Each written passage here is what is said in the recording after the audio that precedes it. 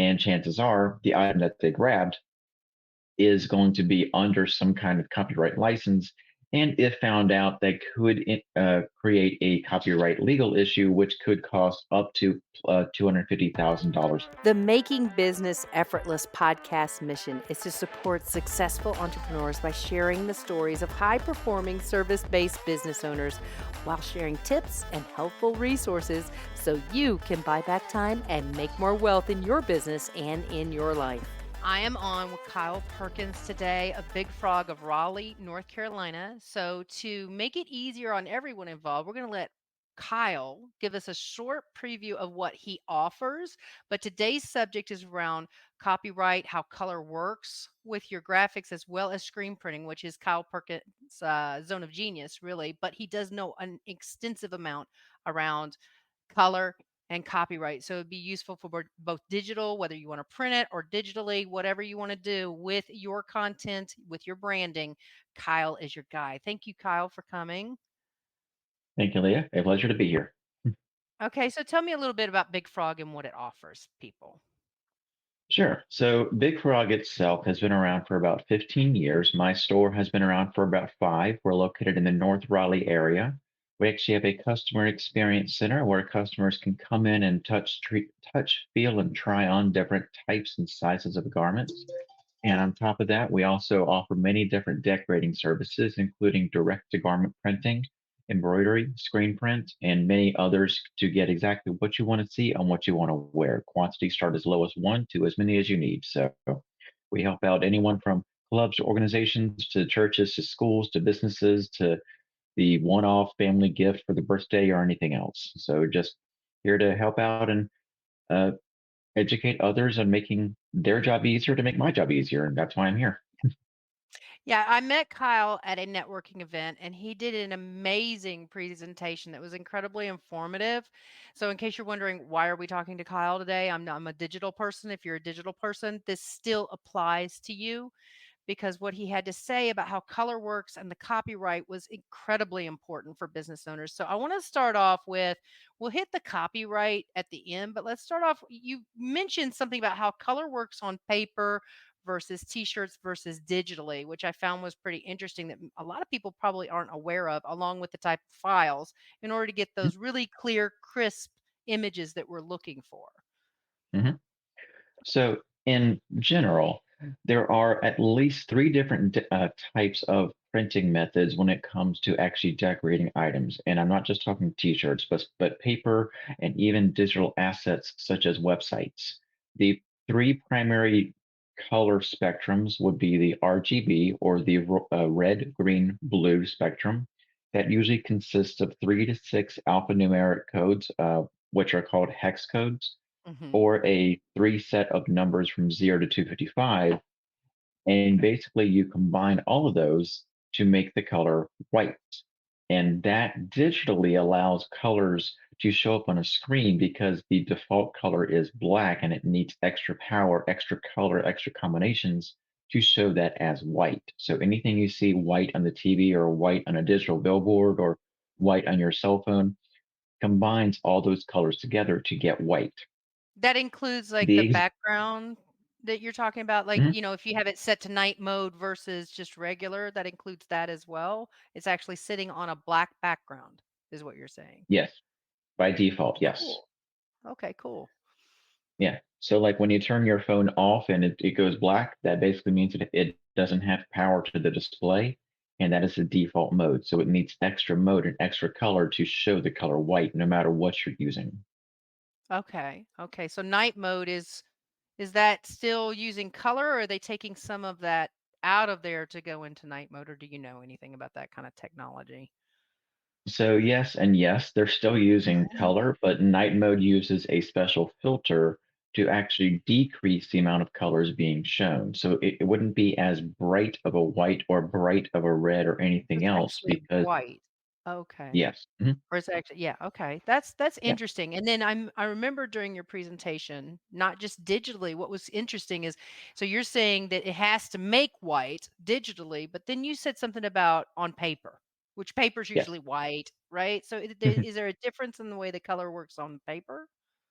Yeah. So as far as printing materials such as paper, business cards, car wraps, or anything else that requires the printing on a physical material, including printing garments, they use a process called CMYK, and that stands for cyan, magenta, yellow, and the K stands for black. If anyone's bought any inkjet cartridges in the past 30 years, that's pretty much the same process that's used because the default color for any printing material is white and it comes out white, it's made white, and you can just add color to it. That's perfectly fine. However, if you combine all the colors together, including the color black, you will get the color black. And my painting friends know exactly what I'm talking about. You mix any kind of paint together Mhm. and you just get a muddy brown. Eventually, you get black. And the same process happens. You combine a certain percentage of the cyan, a certain percentage of the magenta, a certain percentage of the yellow, using a black as a barrier or base, and you have a nice crisp image that shows up. And again, that works for anything printed. So again, paper, business cards, letterheads, car wraps, printed billboards, etc. And most people don't understand that if you're looking at an image digitally, such as on your phone or on your desktop, the colors may not be the exact same as the printed material because you're converting from one system to another. Sometimes they perfectly line up. A lot of times they don't, but it's like trying to take one language, let's just say Japanese, as I have some experience in that, and trying to find a perfect translation to English. 99% Yeah. of the time, there's not a perfect translation, but there are some pretty darn close uh, Mhm. comparisons. And that's what Yeah. happens when you convert RGB to CMYK or vice versa. Now, there is one more type of uh, color systems or sequences that a lot of people know about, and they usually work with this in the painting industry, is called the PMS or the Pantone Matching System. Now, that is technically a registered system by the Pantone company, and usually, if you go into, say, any hardware supply store or any paint supply store and you ask for a Pantone color, they can combine certain colors and make that matching Pantone, which is great if you have access to the Pantones and the physical paints. But if you're trying to print in CMYK, it's next to impossible to have an exact match of the CMYK color to the Pantone that you're trying to match. So, Again, like, if you it have is a paint possible. sample, for example, it's Mhm. on white, is that the same sometimes it doesn't match completely when you match it up with the paint that they actually made for that color. Is that what you're talking about? It can be a little off?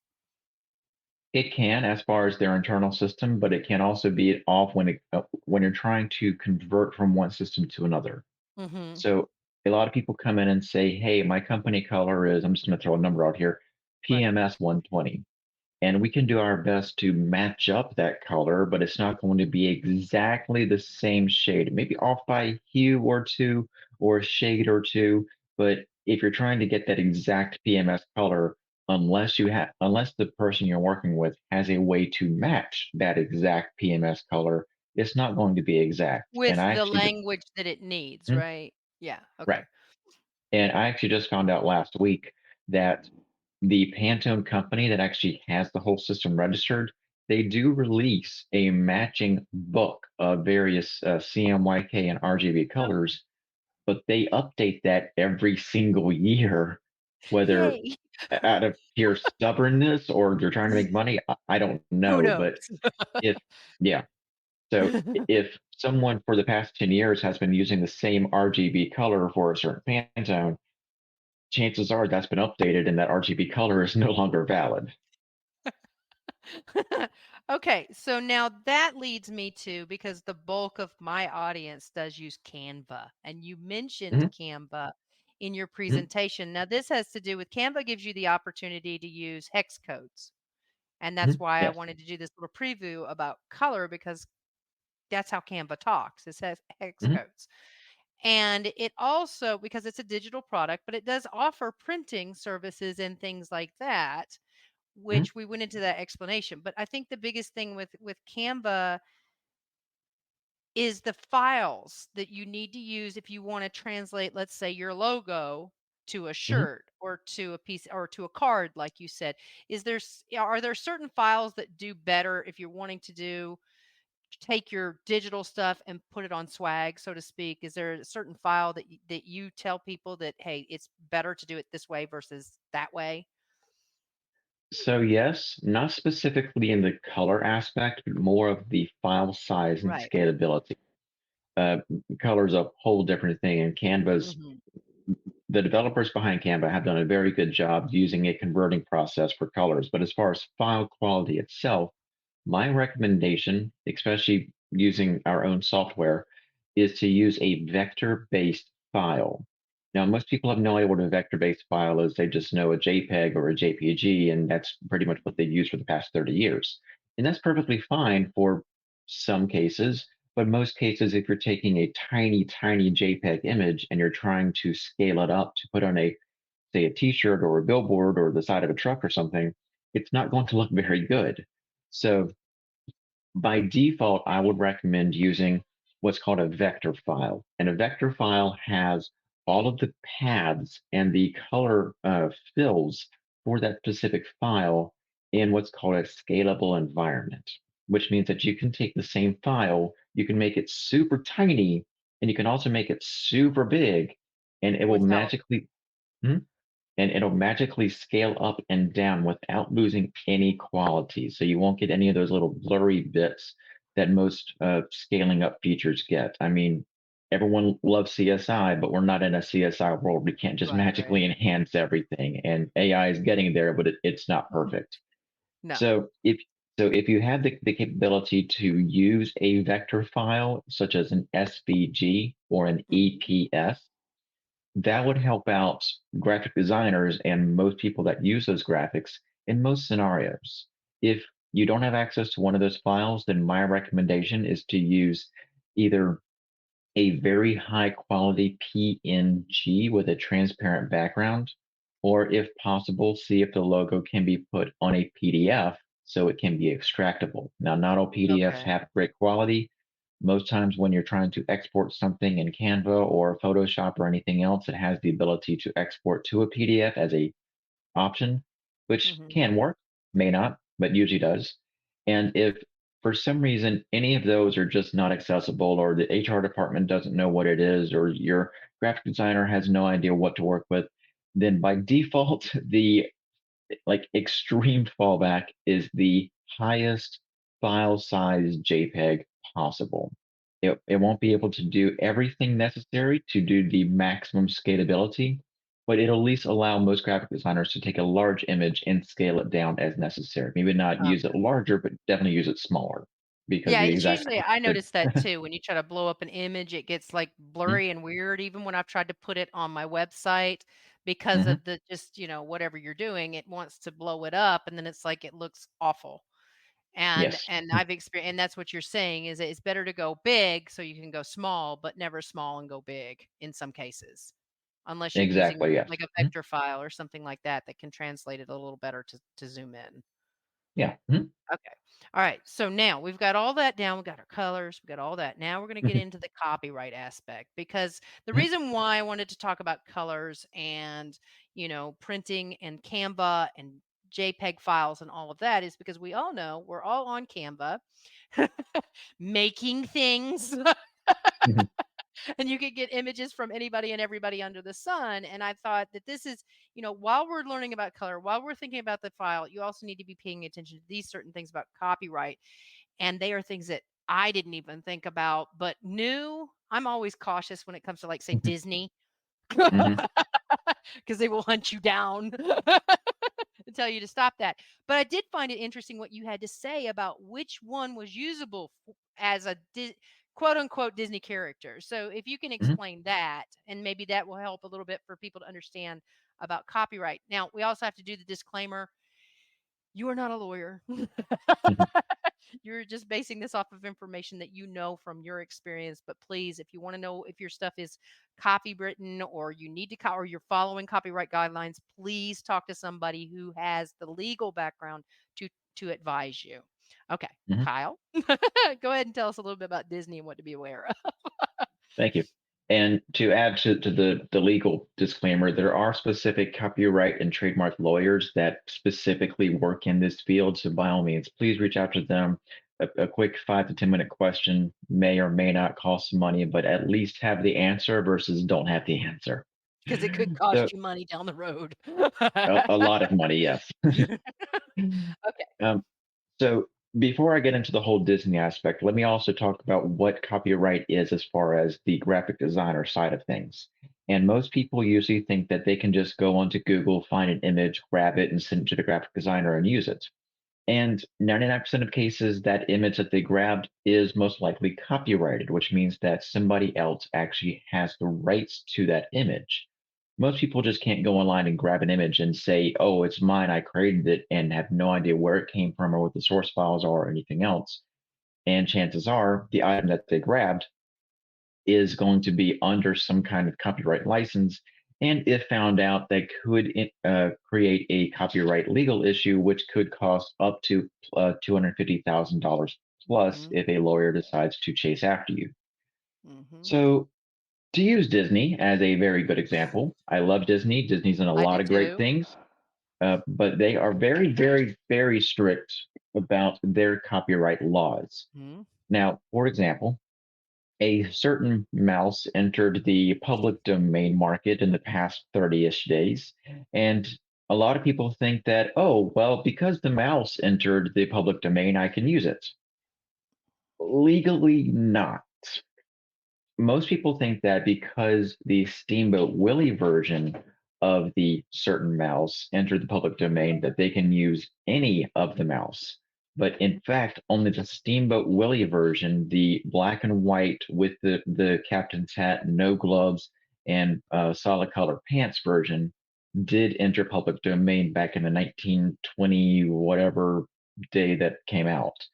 However, the colored version of Mickey, the actual standing up version with the red pants and the white gloves and the yellow shoes, that version still is legally trademarked and protected by Disney, and they will do anything they can to keep it that way.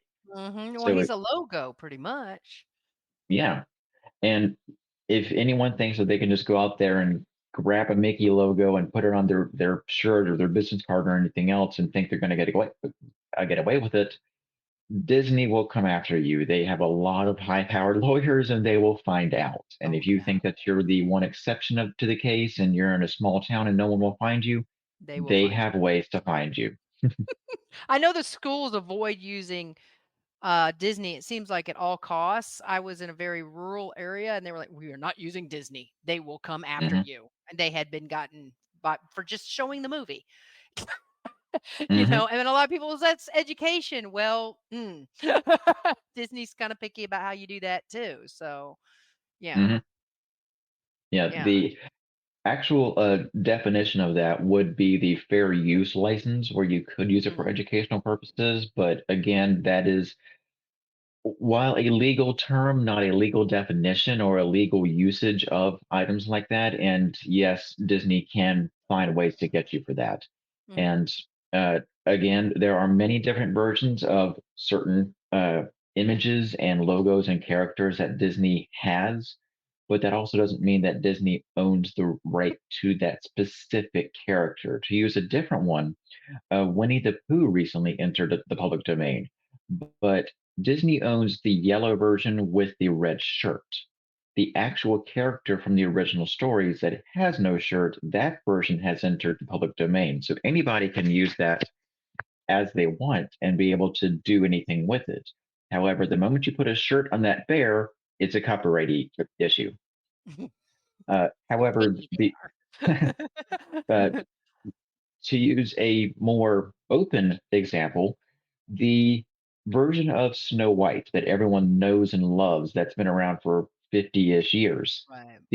The character Snow White from the original story is in public domain. Anybody can do anything with that. In fact, Once Upon a Time had a very good Snow White in the actual TV series.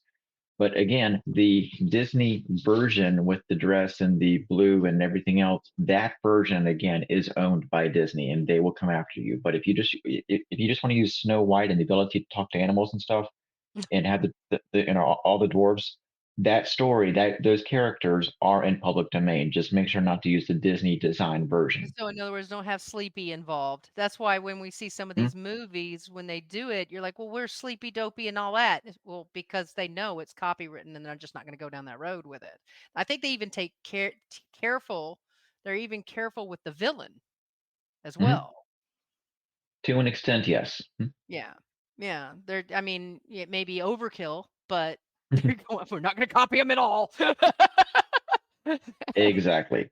And if for some reason you do have the ability to use a copyrighted character, just again, not a lawyer, so take legal advice with a sprinkle of salt. If you do have the ability to use it and someone decides that they're going to catch you, and it has happened, then most likely lawyers are going to come after you with what's called a cease and desist order. Basically, a slap on the wrist saying, hey, we found out you're doing it, don't do it anymore. Please take that for all it's worth, because if you decide to either ignore it or just not do anything with it, or decide that and they don't really know what they're talking about, the next step is usually a very hefty fine and Mhm. most likely some kind of jail time. So I'm trying to make sure people can avoid that. Again, not a lawyer, but I have seen it many, many times. And sometimes lawyers just skip the whole cease and desist order and say, hey, we're going to sue you for X amount, and there's nothing you can do about it. Mhm. Yeah, it just depends on the person that they're representing, honestly, about how Hmm. the course they wanna take with that. So, I Yeah. do appreciate do you have anything else that you would like to add that you feel like that the audience out there should know about printing services, or you wanna give a little bit more about what you do and how to contact you? Yeah. So, one of the topics that I did cover in my presentation was the online sources, and you said that Canva is a great resource, and I completely agree with you. Canva has a lot of great sources, and in It's fact, just I one of the use most them. popular, really. Yeah. Yeah, Okay. and I can't say anything bad about Canva. They definitely pour their heart and souls into this high quality service to do many many things. In fact, they're pretty much my go to. Uh, Online design platform away from my actual graphic software in the store. So they do a lot of things and I appreciate them. But if you're going to use Canva or any of the online services, make sure to go beyond just the free version. Canva Mhm. free is definitely a very good resource, but Canva free only lets you do a certain amount of things. And if you think that you can design your whole logo on Canva and using the free version and download it and send it to people, it's not going to give you the highest quality format or any of the different options necessary to take that to the next level. And if you use the paid version, there are just so many different options that you can choose from that a graphic designer can pull from and be able to use to their advantage versus just, oh, I have the free version. I have a 500 pixel image, and that's the biggest I'm going to get because I don't want to pay them, was it like $50 a year or something like that? I mean, It's about $100 a year, I think. It's not a lot, yeah, honestly, yeah, for mhm, what it's done for me, it's really mhm, not a lot. yeah. I mean, You get a same here. lot more access and a lot more capability when you pay the little extra fee. Yeah. Yeah. And if anyone wants to say, hey, companies like Etsy or Redbubble have a lot of copyrighted items on their sites, they do. Not saying that they have a license to do so, but they also are provided their materials by a lot of these at-home companies that really don't know anything about copyright. So let's just say you find something on Etsy that has a Bart Simpson on it. Well, chances are, as soon as Fox slash Disney slash Matt Groening finds out about it, they're going to sue that specific company, and that company shuts down and starts up tomorrow under a new name. Mhm. That's technically their way of getting around it. However, I have a reputable business. I've been around for 5 years, and I want to keep it that way and longer, so we don't get sued by any Mhm. big companies and shut down tomorrow. I want to make sure that what we do is actually quality, reputable services, not just we're going to get shut down and start tomorrow again. So while they do have a lot of those copyright loopholes, the parent company doesn't have any of the rights to those items. Technically, when you do sign up and sell items on those sites, they do have terms of service saying they cannot be held liable for what you put on their site. So, technically, a legal loophole, technically not very good one, but that's how they survive. Yeah. Yeah. Yeah, just because you see it out there doesn't mean it's okay. Yeah, I Hmm. mean, that's I think we talk a lot about regulating the online space. Well, guess what? There's regulations. Hmm. Here's one of them. Hmm. you know One of many. so yeah, one of many. So that's what this podcast is about, is creating that knowledge so that people are doing business ethically. And that's why I have people like Kyle Perkins on here, because he's trying to conduct his business ethically and provide knowledge to the people out there. So I thank you so much, Kyle. If you want to learn more about Kyle, the information is down in the show notes. If you'd like to connect with him, you do have a website for them to order as well. Do you do shipping? Yes, we do. Okay, awesome. Cool. Thank you so much, Kyle. Absolutely. Glad to be here. Thank you for listening. Be sure to join the Effortlessly Book community on Facebook for more free resources and support. Simply check out the show notes. Please share this podcast with other online service providers in your circle. And by all means, leave a comment and let me know your biggest takeaway, along with other topics you would like me to cover, so you can continue to make business effortless.